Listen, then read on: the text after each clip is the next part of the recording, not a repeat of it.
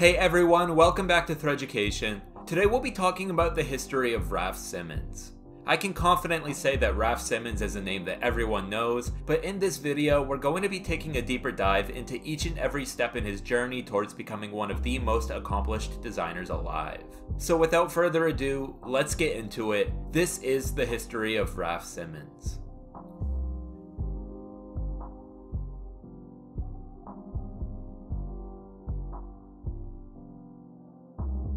In 1968, Raf Simons was born in Neerpelt, Belgium, where his father worked as a watchman for the military and his mother worked as a house cleaner.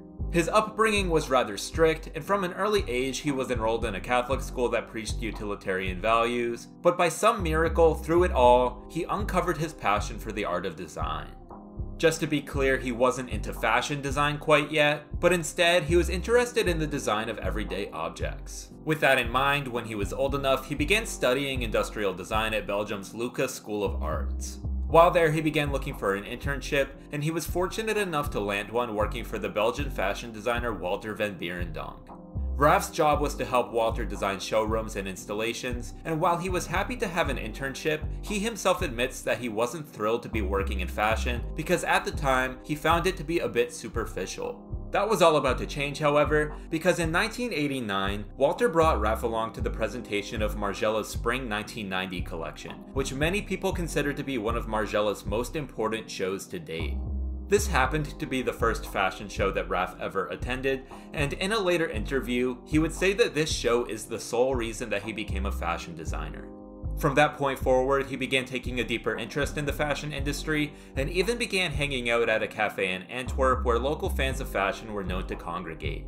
There he made connections, discussed collections, and generally speaking became more immersed in the culture.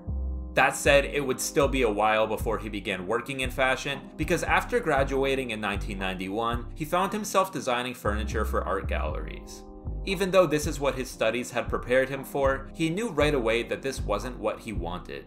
In fact, he remembers nearly breaking down in regret of studying industrial design after seeing Olivier Rizzo, one of his friends from Antwerp, present his collection for graduation. To put it simply, Raf felt like he'd made a massive mistake, but in a twist of fate, this so-called mistake is exactly what led him down the right path. You see, Walter van Beirendonck introduced Raf to Linda Lopa, who was at the time the head of the fashion department at the Royal Academy of Fine Arts in Antwerp. She took an interest in his work as a furniture designer, but over the course of several conversations, they came to discuss his dreams of becoming a fashion designer. Although he had no real experience in the industry outside of working with Walter, she told him that he didn't need any. Now obviously Raf was quite talented to begin with, but I want you to stop and think about how crazy that is. The head of the fashion department at one of the most prolific art schools in the world sat him down and said he didn't need to go to school for fashion to become a fashion designer. It wasn't what he'd been expecting to hear, and certainly not who he had been expecting to hear it from, but it was at this moment his perspective changed forever. Linda convinced him to give it a chance, and so in 1995, he began working on his first collection.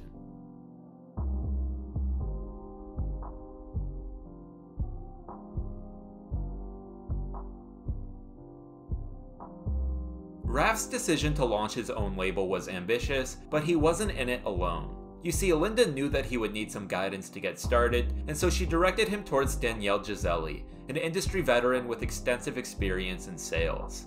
The idea here was for Raf to focus on the designs, and for her to help market them to clients. To make that happen, she got him into a showroom where he could present his collection, and that is exactly what you're watching a recording of right now.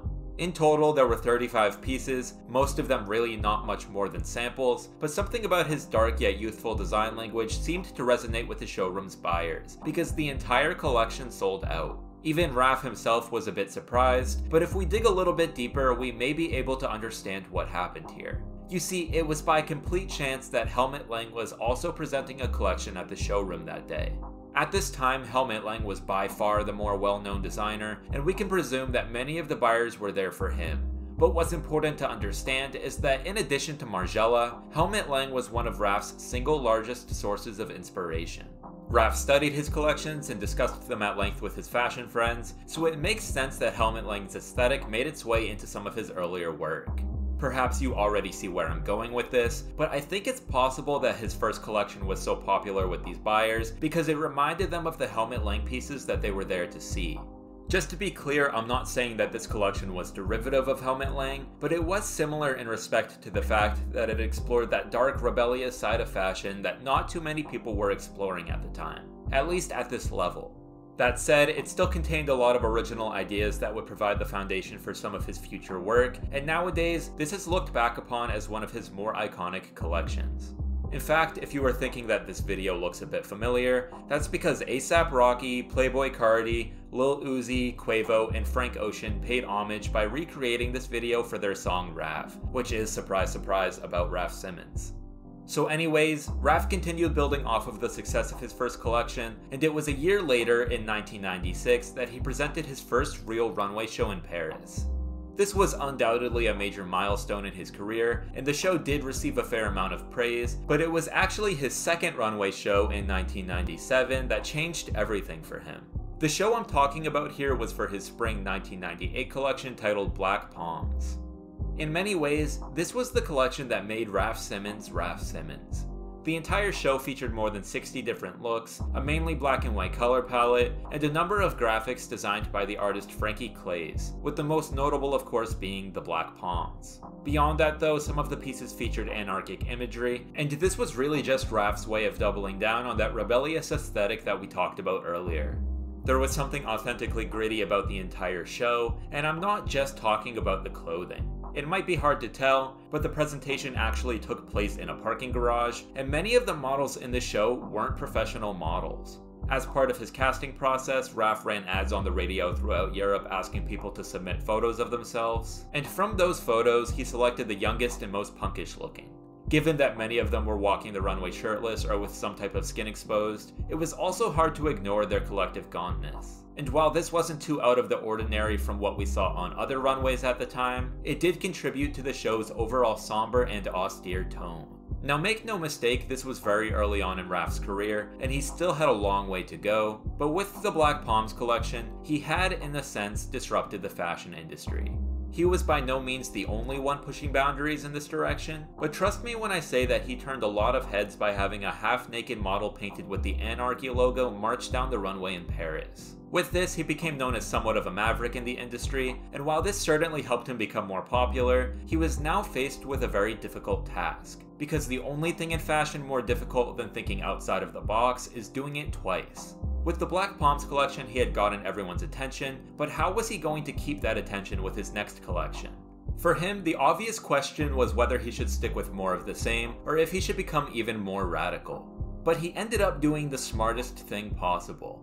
He did neither. You see, in a very short period of time, he had developed a reputation as one of the industry's most subversive young designers, and he realized that if he continued pushing this punk rock aesthetic, he would very quickly become pigeonholed. Wanting to avoid this, he officially presented his spring 1999 collection titled Kinetic Youth, and it was almost entirely formal wear.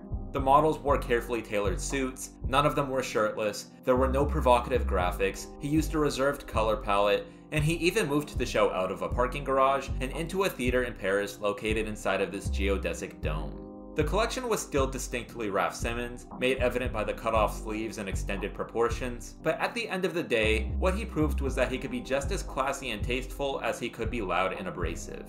This is a balance that very few designers can manage, so in a sense, taking this simplified approach with the Kinetic Youth collection was the most impressive thing he possibly could have done. In retrospect, it may not be quite as memorable as the Black Palms collection, but the argument can be made that it played an equally important role in establishing his career.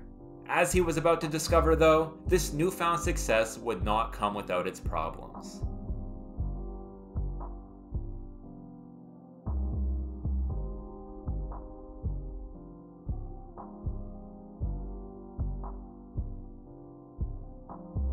In light of his label's recent surge in popularity, Raf's talents were soon in high demand, and the first company to come knocking was Rufo. Technically speaking, Rufo is not by itself a label, but instead, it's a world-class Italian leather manufacturer. However, in 1998, they established a program called Rufo Research with the intention of inviting designers to create leather-based collections on their behalf. With that in mind, they invited Raf to design and create their Spring-Summer 1999 menswear collection and their Autumn-Winter 1999 menswear collection. You may also find it interesting to note that Raf's girlfriend at the time, Veronique Branquenot, was invited to design the women's wear collections, so they were sort of in on this project together. Now, while it's not like he'd been recruited to work for some big name label, Raf's brief stint with Rufo Research taught him a lot about working with leather, which is something he'd go on to incorporate more into his own label, and it was his first real experience designing for someone other than himself. Anyways, this was just a one-year thing, and in the meantime, he was still pushing forward with his own label. But following the release of his Autumn-Winter 2000 menswear collection, he shocked everyone by announcing that he would be taking a step back and his label would be put on hold. As I'm sure you can imagine, people were very confused by this decision. From an outside perspective, everything seemed to be going great, so why on earth would he just walk away? Well, as it turns out, things behind the scenes weren't going so great. First off, the year that he made this announcement was the same year that he parted ways with his girlfriend Veronique. They actually met at the cafe in Antwerp we talked about earlier, so she'd pretty much been with him throughout the entire journey up until this point. Beyond their personal relationship, they also collaborated very closely on the creative side of things, so I have to imagine that their separation took a toll on him. That, however, was not the only issue. One thing that's very important to understand here is that Raf is, generally speaking, a very private person. As time went on, he would become more open, but at this point in his career, he followed in the footsteps of his idol Martin Margiela by refusing to appear in photos or give interviews. The problem with this is that he was becoming famous much more quickly than I think he'd anticipated. Just a few years prior, he had never even been to a fashion show, and now there he was with what felt like the entire industry talking about his work. Not only that, but I guess you could even say that some of his work was going viral. This is the late 90s and early 2000s we're talking about, so interpret the term viral how you will, but it was in 1998 that this image of Robbie Snelders was used as the cover of V magazine. Raf himself had nothing to do with this shoot other than the fact that Robbie is wearing one of his jackets, but this image soon spread everywhere, and Raf's name was attached to it. He had no real issue with this because it was one of his closest friends who had styled the cover, and he would even use it in one of his exhibitions a few years later. But the point I'm trying to make here is that it was becoming harder for Raf to maintain his private lifestyle. It felt like everything he had a hand in became the talk of the town, and so he was left with a difficult choice: give into the fame or give it up altogether. To make matters worse, it appears that he was also having some trouble with his manufacturer. And while we don't exactly know what that issue was, we do know that Raf's decision to walk away marked the end of his partnership with them. So taking all of this into account, it's clear to see that not everything was going his way, but I think it's entirely possible that he would have pushed through it had he not been offered a way out. You see, in 2000, the same year that he was facing all of these problems, the University of Applied Arts in Vienna, Austria, offered him a position as the head of their fashion department. Not only was this a prestigious position, but it afforded him the opportunity to take a step out of the spotlight. I also want to point out how crazy it is that he had only been in the industry for 5 years, had no formal fashion training, and was now being asked to lead this university's fashion department. Raf ended up accepting the offer and officially began what would become a 1-year hiatus from his label. While I wouldn't say that this was a long hiatus, there were concerns that he'd lose some of the momentum that he'd built for himself with his earlier collections. But when he made his return in 2001, he laid those doubts to rest. During his time off, he'd narrowed down his team, partnered with a new manufacturer, and sought new sources of inspiration, with the end result being his now legendary Fall 2001 menswear collection titled Riot Riot Riot. The name alone should be enough to tell you that the collection was inspired by the same spirit of rebelliousness that had inspired previous collections like Black Palms. But unlike Black Palms, which had many of the models going shirtless, Riot Riot Riot was a masterclass in layering. In a later interview, Raf said that his fascination with layering came from seeing kids in Vienna pile on as many pieces as they could just to make it through the harsh European winters. From there, he mixed in some of his signature elements with graphic patches designed by Peter de Potter, extended proportions, and cut-off sleeves to create what is arguably his most critically acclaimed collection to date. We'll be talking about some of his other critically acclaimed collections in just a bit, but you simply cannot talk about the history of Raf Simons without bringing up Riot Riot Riot. And nowadays, pieces from this collection are among the most coveted in all of fashion. One such piece is the Riot bomber jacket, as has been seen on Kanye West, and just to put into perspective how much people love this collection, one of these jackets sold for $47,000 on Grailed back in 2018. That is quite a hefty price, but it's a price that some are willing to pay for a piece of fashion history, and that's truly what it is. Riot Riot Riot was by itself a brilliant collection, but you have to remember that it also marked Raf's return to fashion, and it kicked off what is personally my favorite period in his career. After this came Raf's Spring 2002 collection, and with it he demonstrated his ability to balance beauty and chaos. In total, there were more than 70 different looks, many of them in all white, unlike some of his previous collections which had been all black, and the shrouded models carrying torches down a dimly lit runway invoked a sense of mayhem. To me, this collection showcased Raf's development as a designer because it proved he no longer needed to use things like anarchy symbols to convey a sense of anarchy. He was now letting the pieces speak for themselves, and the message was coming through loud and clear. I'll also add that this collection included the Collapse hoodie, and while it's not quite as coveted as the Riot bomber, it's still a favorite among collectors. Moving on, Raf's next collection is one that I'm very excited to talk about because it may very well be my favorite that he's ever made. Here I'm talking about his fall 2002 collection titled Virginia Creeper. Right off the bat, the concept is brilliant. In the other collections we've talked about, he explored concepts related to man-made insurrections such as anarchy, but with Virginia Creeper, his intention was to explore natural-born destruction. That's why it's called Virginia Creeper, which is a type of vine known for overtaking and destroying surrounding plants. To drive this home, he staged the show in a forest-like setting, and had each model skulk into the light before returning into the dark background from which they came. As you can see, he stuck with mostly earthy tones, and the real focus for him here was layering different materials. This is something he really pushed to the limit, as you can see with the one fit where he literally places a translucent coat over a Letterman jacket. Other than that, we also saw him incorporate leather, camo, and of course a handful of pieces with graphics, none more popular than the now iconic Nebraska sweater. This is yet another piece that is highly coveted by collectors, and to tell you the truth, it's kind of hard to explain what makes this so great. I mean, after all, it is just a sweater that says Nebraska, so why all the hype? Well, Virginia Creeper is widely considered to be one of his best collections, and the fact of the matter is that this is the most recognizable piece. It may not be as intricate as the green leather trench coats, but when you see this sweater, you instantly know that you're looking at a standout garment from one of his best bodies of work. I feel like I should mention that this wasn't the only standout graphic from the collection, because there was an actual Virginia Creeper logo hoodie as well.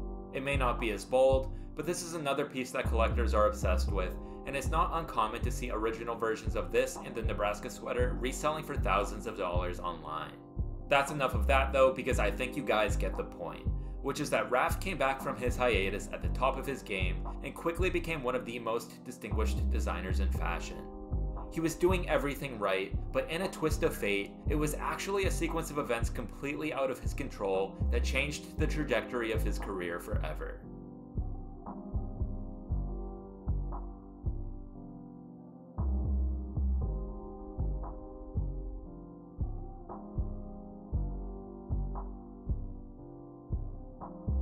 For this next part of the story, I need to provide a little bit of context. Jil Sander is a German-born fashion designer who at some point I'm sure I'll be making an entire video about, but for the purposes of this video, just know that she launched a luxury label under her own name in 1973, and by the early 2000s, it had become one of the biggest in all of fashion. It was so big in fact, that the Prada group purchased a 75% stake in the brand for an undisclosed price. This promised to be a mutually beneficial acquisition, one that would allow Jil Sander to continue growing her label, but it was only after the ink had dried that she began feuding with Prada's CEO, Patrizio Bertelli. While the details of this feud were obviously not made public, the belief is that they had very different ideas of where to take the brand, and were unable to reach any sort of compromise. In a move that shocked everyone, Jil ended up leaving her namesake label just 6 months after the acquisition, and the Prada group hastily brought in Milan Vukmirovic as her replacement. Unfortunately, this did not pan out too well, because in 2001 the brand lost nearly $10 million, and in 2002 it lost nearly $30 million. In other words, this was shaping up to be an investment gone horribly wrong for the Prada group, and out of desperation, they reached out to Jil Sander hoping to negotiate her return. On her terms, she agreed to rejoin the label in 2003, but by 2004, she was once again having problems with Patrizio Bertelli, and once again resigned. At this point, the Prada group was really out of options. They'd acquired Jil Sander the label, driven away Jil Sander the designer, and when they tried replacing her, the result was disastrous. Their backs were up against the wall, and they really could not afford to make another mistake. Now more than ever they needed a savior, and with that in mind, they set their sights on Raf Simons. As we just discussed in detail, Raf was one of the hottest designers in the industry during the early 2000s, and on the heels of collections like Riot Riot Riot and Virginia Creeper, the resounding sentiment was that he could do no wrong. This made him the obvious choice for Jil Sander, but let's stop for 1 second and think about this from Raf's perspective. At this point, his own label had never been more successful, and let's not forget that he was still the head of the fashion department at the University of Applied Arts in Vienna. So why would he spend his time trying to save a distressed fashion house like Jil Sander? Well, first off, you have to remember that despite the issues it was having at the moment, Jil Sander was still one of the most respected fashion houses in the industry. Now, I can't say for certain, but there may have been a part of Raf that always wanted to go work for a respected fashion house like this, because in the fashion industry, that is the end goal for a lot of designers. Moreover, I think that Raf knew how badly Jil Sander was struggling, and this would not only be a great way to challenge himself, but if he pulled it off, he would easily become one of the most sought after designers in fashion, which would of course open the door for him to go work at other fashion houses further down the line. Surely that was enough reason to go give this a chance, but I think what really sold him was that they were asking him to be the creative director for both menswear and womenswear. With his eponymous label, he had only ever ventured into menswear, but womenswear is something that he'd always wanted to try, and Jil Sander was offering him the budget, infrastructure, and platform to do just that. All things considered, he had more to gain than he had to lose, so in 2005, he stepped down from his role as the university's fashion department head and agreed to become Jil Sander's new creative director. He officially made his debut with the presentation of his fall 2006 menswear collection, and while it was distinctly his own, Jil Sander fans were delighted to see him building upon the brand's history of chic minimalism. This was followed by his fall 2006 ready-to-wear collection, and while the aesthetic was largely the same, he had for the first time translated it to women's wear. The response was positive to say the least, and the Prada group took a sigh of relief knowing that their decision to hire Raf had paid off. Over the next few years, he continued delivering upon his promise to turn the brand around, and looking back now, I think it's safe to say that he completed his mission. When he first joined, there was serious concern that the brand would never return to its former glory, but through a series of collections that blended minimalistic elegance with innovative tailoring, Raf made it happen. Also, don't forget that while all of this was going on, he was still finding immense success with his own label, and while he was making progress in many areas, the one that stands out to me the most is his footwear. In particular, it was in the spring 2008 menswear collection for Raf Simons that we first saw the dish-style hiking boots. I wouldn't exactly call these a massive commercial success because they are a bit hard for the casual fan to wear, and plus they were extremely limited, but it was an approach to footwear that we'd never really seen from him before. And as we'll come to see in just a bit, footwear would be a major part of his appeal to younger generations. So between the work that he was doing at his own label and the work that he was doing at Jil Sander, there was no denying that he was on a hot streak, which is exactly why people were surprised when they heard the news. Raf had been fired.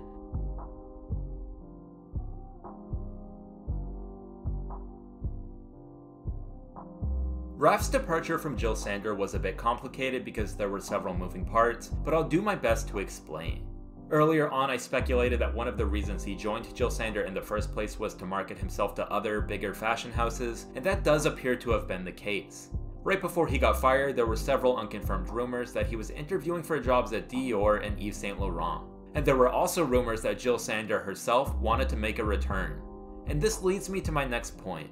It was the Prada group that hired Raf, and they loved him because he basically saved the brand, but in 2006, just 1 year after he joined, they sold Jil Sander to the private equity group Change Capital Partners. Then, in 2008, Change Capital Partners sold it to the Japanese fashion giant Onward Holdings. This is a side of the fashion industry that we never really talk about, and I understand if many of you don't find this too interesting, but it's important to understand that there are large companies treating these brands like investments. And more often than not, it can have a legitimate impact on the things that we do talk about, like who the creative director is. Case in point, the dismissal of Raf Simons was really nothing more than a business decision. I've even heard that Onward wanted Raf to stay, but because he was looking to leave and Jil Sander was looking to return, the choice for them was simple. Now you might be wondering, if Raf wanted to leave, then what's the big deal? Well, I think that Bridget Foley from Women's Wear Daily accurately described his dismissal as unceremonious. He had spent the past 7 years revitalizing Jil Sander, and while this is only speculation, it seems to appear that they let him go with nothing more than a 1-week notice, because he had not yet signed a contract with any other fashion houses, and the official statement came out just a few days before what would be his final show. Some of you may already be familiar with this show, because it led to what is likely the most famous photo of Raf Simons. Here he is taking a final bow after the models have cleared the runway, and you can see for yourself how emotional he is. Prior to this, he had never really been one for displaying his emotions, so you can just imagine how profoundly this whole situation must have affected him. But whether he was ready for it or not, his time at Jil Sander had come to an end, and we all know that when one door closes, another door opens. Several months after leaving, Raf announced that he had agreed to become the creative director of women's wear for Dior, a responsibility that included directing the house's couture collections. Just so we're all on the same page, couture refers to the design of customized high-end garments, typically dresses, and is separate from ready-to-wear, which is the type of stuff you see on the shelf when you walk into the store. He had no prior experience designing couture collections, but while designing women's wear for Jil Sander, he studied the work of Christian Dior very closely. So when he made his debut with the Dior Fall 2012 couture collection, he impressed the audience with references to the fashion house's history. Even aside from that, the consensus was that he had done a great job, and it left people feeling very optimistic about his future with Dior. There was, however, one slight problem. From a consumer standpoint, couture is really not intended for a general audience, and I'm not saying that it has to be, but you do have to remember that many of Raf's fans were young, somewhat grungy kids that didn't particularly care for French couture, and you also have to remember that a large portion of his fans knew him for his menswear, so the ready-to-wear women's collections he was making didn't quite appeal to them. More than anything else, they just wanted something reasonably affordable that they could get their hands on, and that's why in 2013, Raf officially partnered with Adidas to release a footwear line. To start, he took 2 classic Adidas models, the Ozweegos and the Responses, and completely reimagined them. They made their debut on the runway for his label's Fall 2013 menswear collection, and they were an instant hit. To keep the momentum going, we saw a number of new shoes over the next 2 years, including the Bounces, the Rising Stars, the Response Trails, the Response Trail Robots, the Super Trekkers, and of course, the Raf Simons Stan Smiths. Even before this partnership with Adidas, Raf was known for being a big fan of Stan Smiths, so putting this particular shoe out was quite special to him. Nevertheless, it would be the Ozweego that prevailed as the fan favorite, and over time we've seen it updated in several different colors and materials. Now don't get me wrong, Raf was already very famous before all of this and had a strong cult following, but there is no denying that the Adidas partnership helped push his name much further into the mainstream. I'm sure all of you remember how crazy sneaker culture was back in 2015, and because the Raf Simons Adidas shoes were a part of that, there were now people that knew his name without ever having seen one of his collections. And I feel like I should acknowledge A$AP Rocky's role in this as well, because even aside from the song Raf, he's been rapping about Raf Simons since the beginning of his career. Anyways, moving on, it was in late 2015 that we got word of Raf's decision to resign from Dior. And unlike the Jil Sander situation, this really was his own decision. He'd accomplished a lot there, and I'm sure they would have been happy to have him stay, but in a statement, he clarified that he wanted to spend more time focusing on other things such as his own label. That's as good a reason as any, and I do believe that this was his true intention, but as soon as other fashion houses heard that the legendary Raf Simons was once again a free agent, the phone started to ring.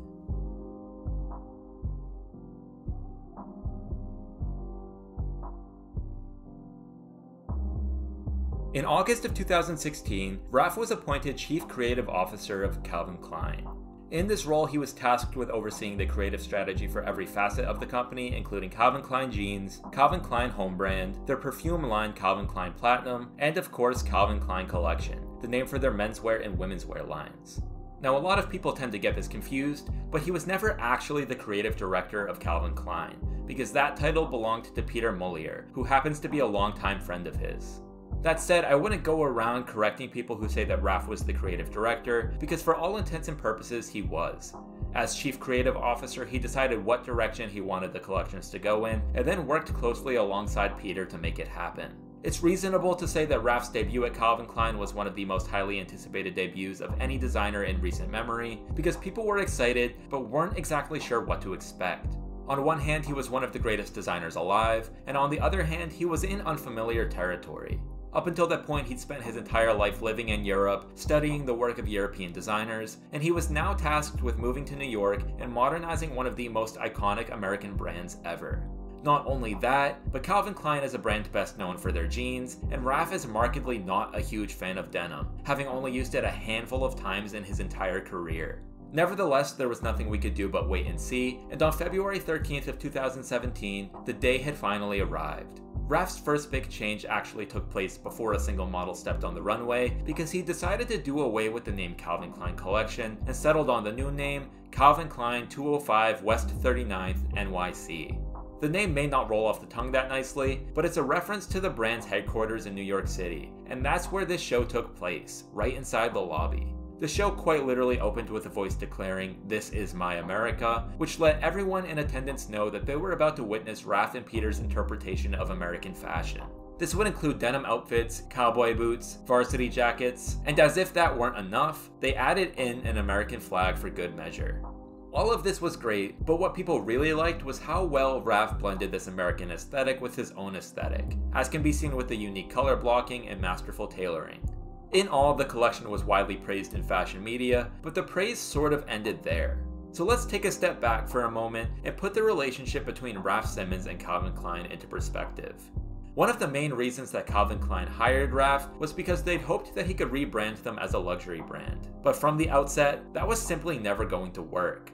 For the entirety of his career, Raf has been considered a luxury designer and has had a customer base more than willing to spend thousands of dollars on his pieces, no matter how eccentric. And while I don't intend to call Calvin Klein low-end, I think that their customer base is much more inclined towards casual wear. I mean, if you really want me to put it bluntly, people care more about Calvin Klein jeans and underwear than anything else, so Raf was pretty much fighting an uphill battle since day one. He continued releasing new collections, including the fall 2018 ready-to-wear collection that famously featured the Roadrunner and Wile E. Coyote sweaters, but nothing really seemed to stick. The bottom line was that the 205 collection wasn't doing the numbers that they'd hoped for, and in November of 2018, the CEO of Calvin Klein's parent company, PVH, flat out admitted that they had become too fashion-forward for their core customer. This was the beginning of the end, and in December of 2018, Raf officially announced that he would be leaving the brand, a full 8 months before his contract was set to expire. I really don't think that he can be blamed for the way things turned out, because he did what was asked of him. He came in, set his sights on modernizing the brand, put out strong collections, and even added in a few cool projects along the way, like his collab with the Andy Warhol Foundation. But sometimes in the fashion industry, doing everything right just isn't enough. Time and time again, we've seen a great designer go work for a great brand, only for things to fall apart when they realize it isn't a good match. So for the second time in his career, the business side of things had gotten in Raf's way, and after leaving Calvin Klein, many people fairly assumed that it would be a while before he rushed to go work at another fashion house. After all, he still had his own label to manage, as well as an ongoing partnership with Adidas, but when the right opportunity presents itself, it's very hard to say no.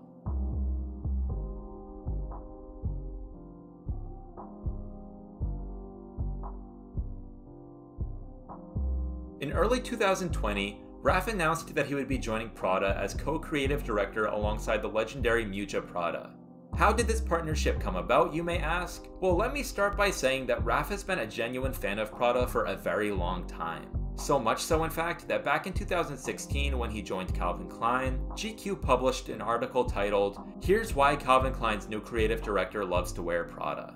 It goes deeper than that though. Miuccia Prada's husband happens to be Patrizio Bertelli, who, as you may remember, is the CEO of the Prada Group, and is the one who hired Raf to work at Jil Sander. Although he eventually sold Jil Sander, thus marking the end of their professional relationship, Bertelli remained a fan of Raf's work and continued paying close attention to his career. So when he became available after leaving Calvin Klein, it presented the opportunity for them to reunite, and I think I speak for everyone in saying that I'm glad they did. As a fan of Raf Simons, his debut Prada collection was everything you could have asked for. While it did build off of ideas that Mucha had established in prior seasons, this had Raf written all over it. There were of course some of his signature design elements like the sleeveless look and the extended proportions, but as a tip of the cap to his true fans, there was also direct references to pieces from his past. And note that the graphics here were designed by Peter de Potter, the same artist that Raf had been working with since 2001. Also, I'm not sure I'd call this a reference, but it's worth mentioning that none of the models in this show had ever walked a runway before, and that sort of reminds me of what he did with his Black Palms collection back in 1997. Overall, this is what I believe to be a fantastic start to the partnership between Raf and Mucha, and since then we've received 4 more collections from the duo. Looking past the technical excellence of these collections, the most impressive thing to me is that they've explored new ideas in each one. Some people weren't sure if having 2 creative directors would work out, but I think that's exactly what has allowed them to succeed. Sure, they'd be fine on their own, but the ability to bounce ideas off of each other and refine one another's work is allowing them to innovate at an extremely high level. I do acknowledge that there is still a lot to be determined, but I really like the direction that things are going in here, and I don't want to speak too soon, but it appears that Raf has found a home for himself at Prada.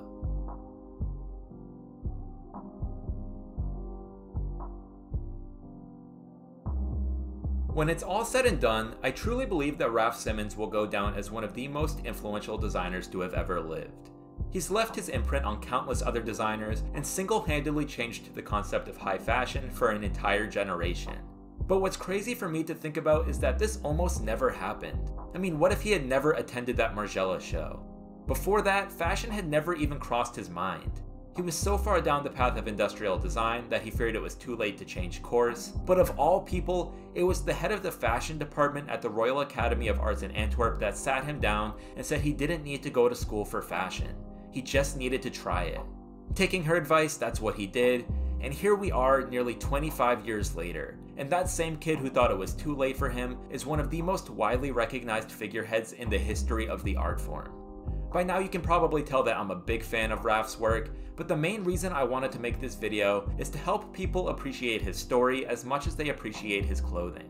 So there you have it, that is everything I wanted to touch on for the history of Raf Simons. I'm already working on new videos, and I'll be trying to put one out every week, so if you want to stay up to date on those, make sure you subscribe.